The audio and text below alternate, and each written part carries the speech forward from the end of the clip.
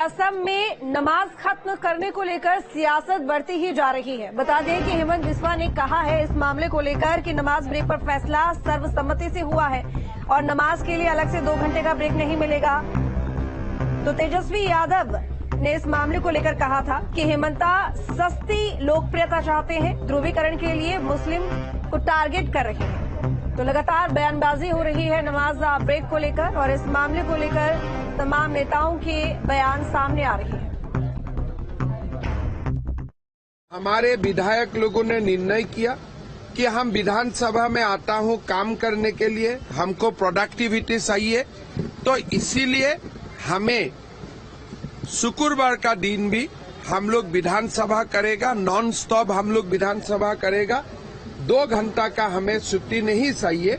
जिसको नमाज पढ़ना है जरूर हो अपना नमाज अदा करेगा, उसमें कोई आपत्ति नहीं है। लेकिन जो 2 घंटा वाला छुट्टी थे वो अभी से आगे नहीं होगा। जो असम के जो मुख्यमंत्री हैं वो सस्ती लोकप्रियता के लिए इस तरह से करते हैं। ये है कौन? ये केवल सस्ती लोकप्रियता चाहते हैं और ये भाजपा के लोगों ने मुसलमान भाइयों को एक सॉफ्ट टारगेट बना लिया।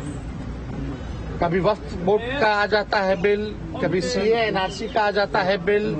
किसी न किसी प्रकार से ये माइनॉरिटी के लोगों को, अल्पसंख्यक को ये भाजपा के लोग तंग करना चाहते हैं, समाज में नफरत घृणा पैदा कराना चाहते हैं। ये लोगों को पता होना चाहिए कि देश की आजादी में सभी लोगों का कुर्बानी रहा है, मुसलमान भाइयों का भी रहा है। इसको दरकिनार नहीं किया जा सकता। वहीं लगातार नमाज पर जो फैसला लिया गया है असम सरकार की तरफ से, इस पर सियासत हो रही है। साथ ही अब कांग्रेस और बीजेपी में भी जुबानी जंग तेज हो गई है।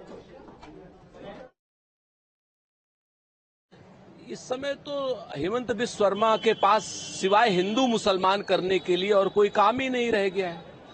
अगर रद्द करना है हेमंत बिस्वा शर्मा तो अपनी उन सारी जमीन की रजिस्ट्रियों को रद्द करिए जो कथित रूप से आपने खरीदी हैं, अवैधानिक तरीके से खरीदी हैं। उन सारी रजिस्ट्रियों को भी रद्द कीजिए, आप सुशासन कीजिए। आप क्या नाम जो असम में भ्रष्टाचार की गंगा आपने बहा दी है, और अगर हम असम की बात करेंगे तो असम में भ्रष्टाचार का ब्रह्मपुत्र आपने बहा दिया है। उन सब चीजों को आप रद्द कीजिए ना।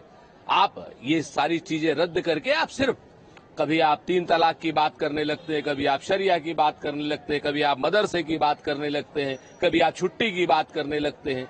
इन सारी बातों से सुशासन का क्या मतलब है? असम देश में सबसे भ्रष्ट सरकार चला रहा है। बहुत सराहनीय कदम है। किसी भी प्रकार से धर्म के आधार पर इस धर्मनिरपेक्ष देश में किसी को सहूलियत नहीं दी जानी चाहिए। उनको नमाज के लिए दी जा रही थी तो हिंदू हनुमान चालीसा पढ़ने जाएगा, ईसाई गिरजाघर में प्रार्थना करने चला जाएगा, तो काम कौन करेगा जी?